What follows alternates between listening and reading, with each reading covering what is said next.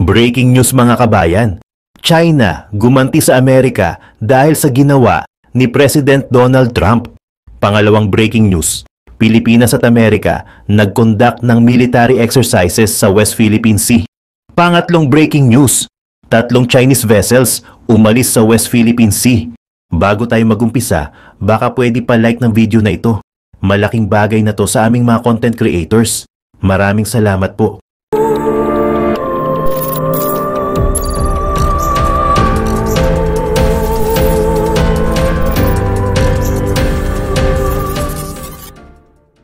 Tatlong FA-50PH jet fighter aircraft mula sa Philippine Air Force at 2 B-1 Lancer supersonic variable sweep heavy bombers mula sa US Pacific Air Forces ang sasabak sa isang series of exercises sa West Philippine Sea sa Martes.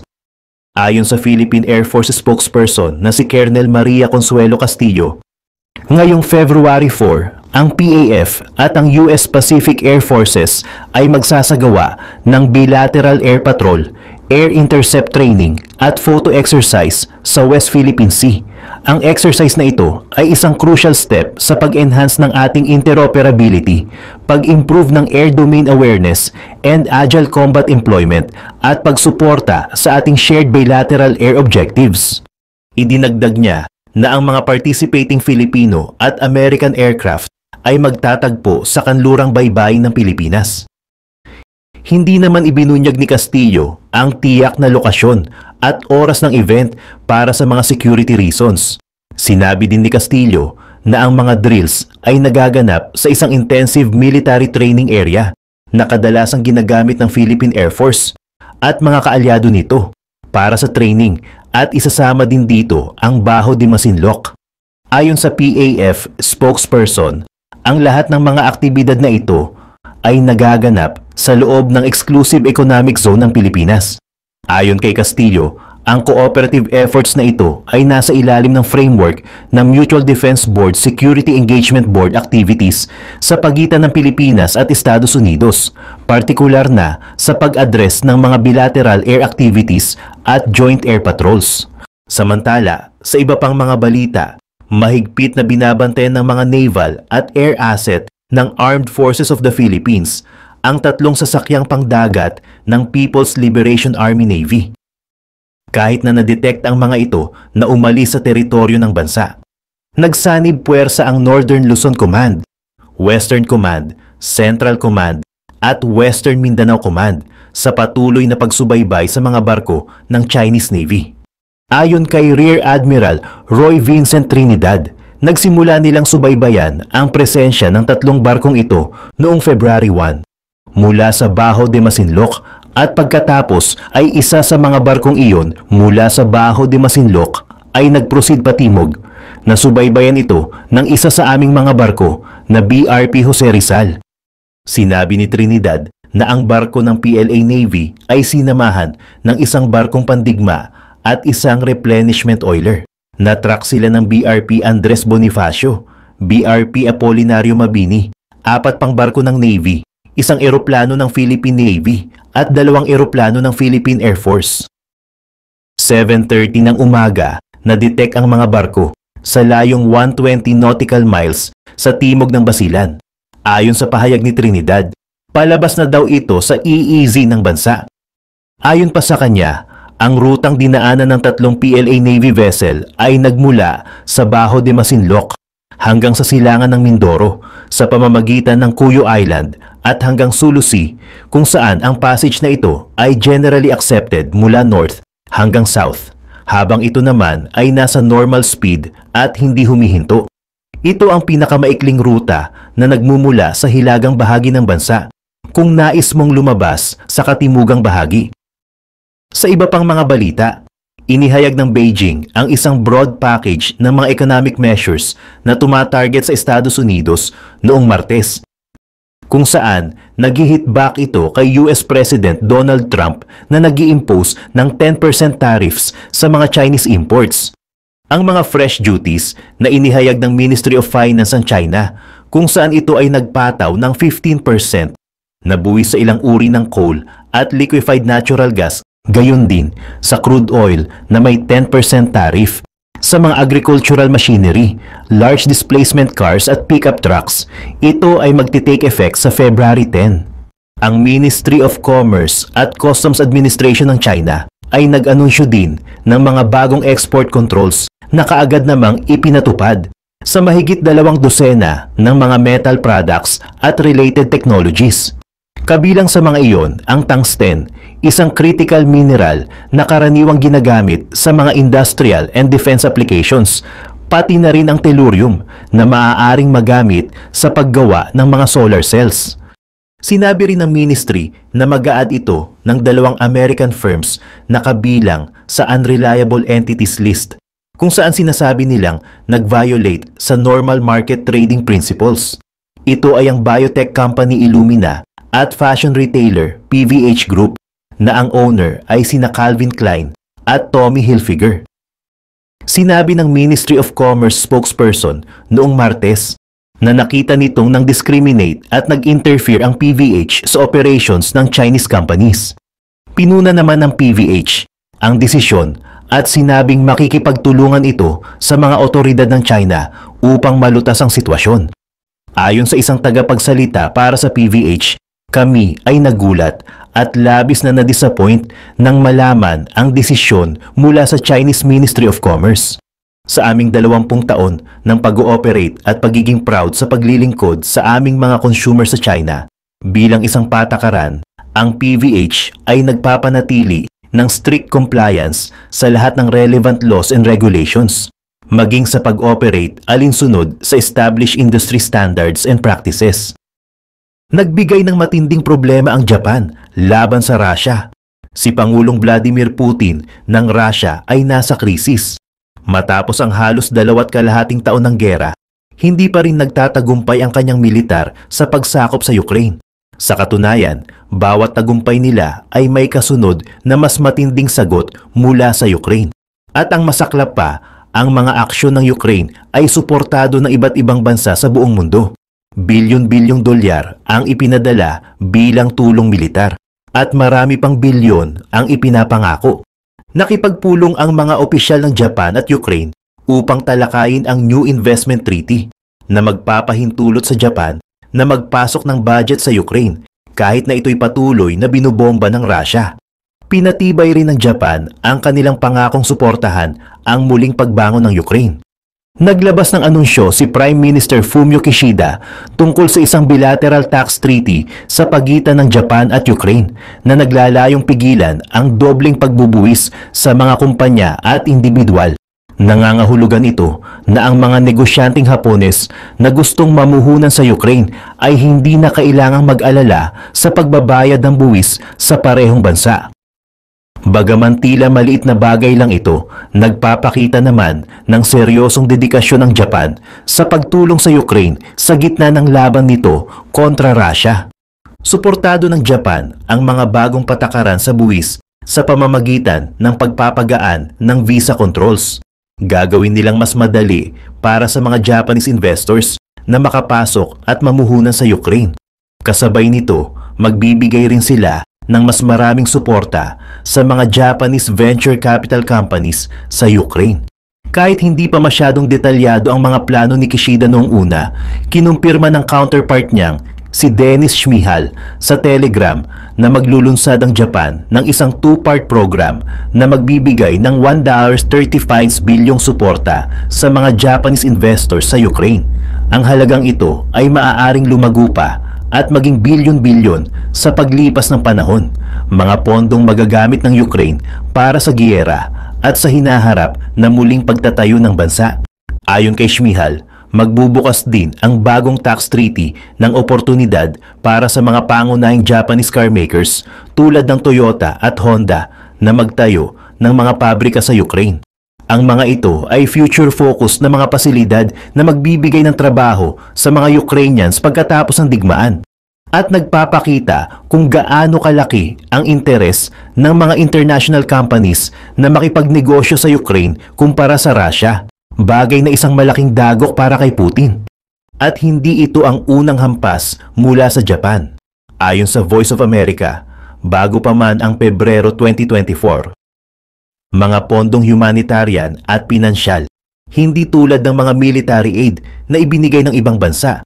Matapos ang pulong ng mga prime ministers ng Japan at Ukraine, inanunsyo rin na magbibigay pa ang Japan ng karagdagang 12 bilyong pinansyal na tulong, kung saan 4.7 bilyon ang darating bago matapos ang Pebrero 2024. Ang mensaheng ipinaparating ng Japan kay Putin ay malinaw, buo ang suporta ng Tokyo sa Ukraine.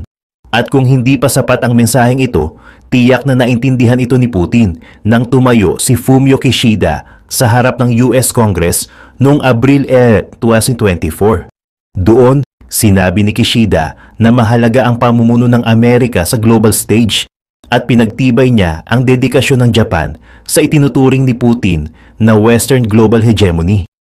Pagkatapos ng World War II, sinakop ng Union Soviet ang mga islang ito na matatagpuan 8,000 milya hilaga ng Hokkaido, ang pinakahilagang isla ng Japan. Simula noon, hindi pa natatapos ang pagtatalo ukol sa mga islang ito. Ayon sa Reuters, hindi pa rin tuluyang natapos ang awayan sa pagitan ng Japan at Russia mula noong World War II dahil sa kanilang magkakaibang posisyon sa isyong ito. At lalo pa silang tumibay dahil sa mga kamakailang aksyon ng Russia. Ayon sa Center for Strategic and International Studies, CSIS, noong unang bahagi ng 2010s, tila handa na ang Russia na ibalik ang Northern Territories sa Japan. Dahil dito, binago ng Japan ang kanilang foreign policy ayon sa CSIS. Simula noong 2015, unti-unting pinalalakas ng Russia ang presensya ng kanilang militar sa Northern Territories. Ayon sa satellite images, nagtatayo si Putin ng mga infrastrukturang malapit na sa 14 milya mula sa Hokkaido. Kasama sa mga proyektong ito ang pagtayo ng mga barracks para sa 7,000 na tao sa Kunashiri, pati na ang pag-iimbak ng BAL anti-ship missiles ASM sa isla. Ang pinakadulong bahagi ng islang ito ay nasa 10 milya lamang mula sa teritoryo ng Japan. Sa Itorofu, 50 milya lamang mula sa Japan, nagpatayo rin sila ng barracks at nag-install ng bastion ASMs at pinalawak ang base militar at airfield sa Paramushiri na 380 milya lamang ang layo mula sa Japan.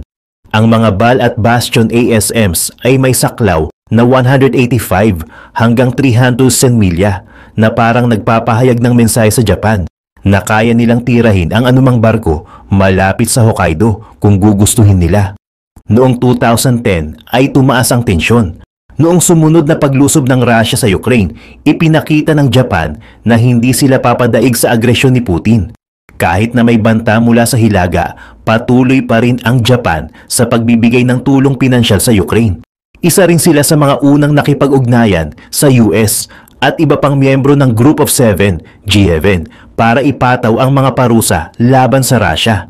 Kabilang sa mga unang hakbang na ito ay ang pag-freeze ng assets, pagbawal sa SWIFT payment access, at mga restriction sa import at export ng mga kontroladong produkto. Marami pang mga parusa ang kasunod nito. Noong Abril 2022, binawi ng Japan ang Most Favored Nation status ng Russia. Sinundan ito ng mas maraming asset freezes at export bans, pati na ang pagbabawal sa mga luxury goods mula sa Russia. Patuloy pa rin ang Japan sa pagpapataw ng parusa noong 2024. Noong Pebrero 2024, sumali sila sa G7 upang magpatupad ng price cap sa langis ng Russia. At marami pang asset freezes at export bans ang sumunod noong Marso, Abril at Hunyo. Bukod sa mga ito, ipinakita rin ng Japan ang kanilang suporta sa Ukraine sa ibang paraan.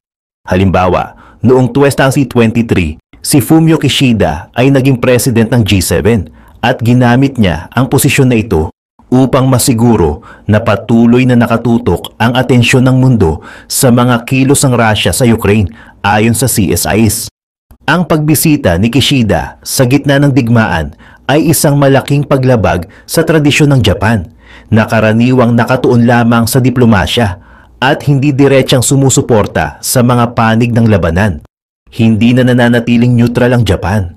Sa pamamagitan ni Kishida, nagkaroon ng pagkakataon ang Ukraine na bumuo ng relasyon sa mga bansang Asyano na hindi nila kadalasang nakakatrabaho. Halimbawa, noong Mayo 2023, inimbitahan ni Kishida si President Volodymyr Zelensky ng Ukraine sa isang G7 summit, kung saan kasama rin ang mga kinatawan mula sa India, African Union at Association of Southeast Asian Nations. Isa itong dagdag na dagok kay Putin dahil nakikita niyang nakikipag-usap ang kanyang karibal sa mga bansang gusto rin niyang makuha ang pabor. Isa sa mga pinakabagong hakbang ng Japan laban sa Russia ay ang pangakong bilyon-bilyong dolyar na tuloy-tuloy na tulong pinansyal sa Ukraine. Pero ito lang ang pinakamalaki sa mga naunang diplomatic jobs na ginawa ng Japan. Kaya lumalabas ang tanong, bakit ngayon nagpasya ang Japan na taos-pusong suportahan ang Ukraine laban sa Russia? May mga paliwanag na dito. Matagal nang may tensyon sa relasyon ng Japan at Russia, kahit noong tinatangkapan ng Japan na palawigin ang diplomasya. Pinalala lang ni Putin ang sitwasyon sa pamamagitan ng pagmimilitarize sa Northern Territories na ginawang malinaw na banta sa soberanya ng Japan, kahit isang tabi pa ang usaping teritorial. Gayunpaman, hindi lang ito ang dahilan kung bakit unti-unting lumalayo ang Japan mula sa diplomasya patungo sa aktibong pagsuporta sa Ukraine. May iba pang mga dahilan. Halimbawa, nagbabago na ang approach ng Japan sa kanyang foreign policy. Pagkatapos ng World War II, nagdesisyon ng Japan na maging pacifist at maingat sa pakikialam sa mga isyung pang-internasyonal. Nakikita natin ito sa kanilang pakikitungo sa Russia sa loob ng maraming taon. Kahit na kinukuha ng Russia ang mga islang inaangkin ng Japan, hindi nagkaroon ng direktang sagupaan ang dalawang bansa. Pero unti-unti nang itinutulak ng pandaigdigang sitwasyon ng Japan na lumayo sa kanilang pulisyang passiveness at pacifism. Ang pag-usbong ng China mula noong 2000 ay isa sa mga pangunahing dahilan. Posibleng nararamdaman ng Japan na unti-unti na itong nawawala sa pwesto bilang isa sa mga pangunahing kapangyarihan sa Indo-Pacific habang lumalawak ang impluwensya ng China. Dagdag pa rito ang pagiging alyado ni Putin at Xi na makikita sa mga nabanggit na summit. Kasabay nito, ang militarisasyon ng Russia sa Northern Territories ay nagbigay ng dalawang bansang tila nagbabanta sa soberanya ng Japan. Dahil dito, kinailangan ng Japan na baguhin ang kanilang pambansang estratehiya. Ayon sa CSIS, ang pagbabagong ito ay resulta ng unti-unting pag-evolve simula noong Gulf War noong 1991. Noon, sobrang dependent ng Japan sa pag-angkat ng langis mula sa Middle East, pero nagbigay rin sila ng $30 billion bilang suporta sa mga puwersang lumalaban sa Gulf. Sa kabila nito, binatikos ang aksyon ng Japan bilang checkbook diplomacy. Marami ang nagtaka kung bakit hindi sila nagpadala ng sariling mga sundalo para tumulong. Ipinapakita ng CSIS na ang kritikong ito ang nagbunsod ng pagbabago sa pananaw ng Japan tungkol sa international cooperation. Sa 2024, maglalaan ng $55.9 billion para sa kanilang militar at tataas ito kada taon hanggang umabot sa $62.5 billion sa 2027. Kasama pa rito ang pagiging bahagi ng Japan sa isang trilateral defense agreement kasama ang US at South Korea, pati na rin ang pagpapalakas ng ugnayan nito sa NATO, India at Australia. Makikita rito ang malaking pagbabago sa foreign policy ng Japan. Hindi na pwede ang pagiging passive sa kasalukuyang sitwasyon. Kaya naman, importante para sa Japan na maging bahagi ng sama-samang pagtutol sa special military operation ni Putin. Dahil ito rin ang magiging basihan para sa posible nilang pakikilahok sa mga susunod na hakbang laban sa pagpapalawak ng China. Isa itong malaking pagbabago sa kanilang patakaran at isang bagay na malamang na hindi inasahan ni Putin, na maaaring naniniwala na kaya pa niyang mapanatili ang magandang relasyon sa Japan kahit na sinakop niya ang Ukraine. Ang North Korea ay isa pang malaking banta sa Japan sa Indo-Pacific, pati na rin sa kanilang mga kaalyadong South Korean. Ayon sa Council on Foreign Relations, dahil sa pagkakaroon ng alyansa sa Russia ay lalong nanganganib ang North Korea na nagpatibay sa pahayag ni Fumio Kishida na ang agresyon ng Russia sa Ukraine ay hindi lang problema ng Europa.